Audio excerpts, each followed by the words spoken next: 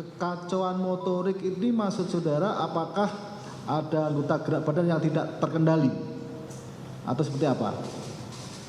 Kekacauan motorik. Kekacauan motorik memang gerakan tubuh pasien tiba-tiba tidak dapat, ibaratnya kita bisa mengendalikan gerakan tapi beliau tidak bisa menggerakkan. Nah bisa. Nah yang saudara lihat ya kondisi anak ini bagaimana? Kekacauan motoriknya itu seperti apa maksudnya? Kalau kekacauan motorik, jadi ada siklus, kalau kita siklus bangun tidur kita normal yang mulia. Untuk kondisi korban ini kalau tidak kita berikan panggilan lebih banyak tidur matanya. Ini kan ada siklus tidur bangun terganggu.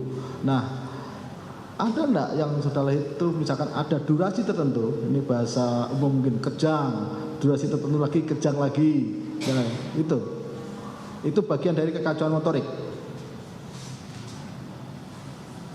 Saya tidak.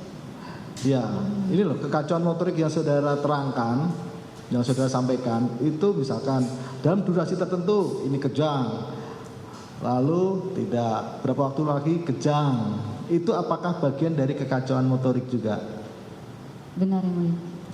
Dan itu dialami oleh anak ini. Benar yang mulia. Sampai anak ini dipindah, dirujuk di rumah sakit lain.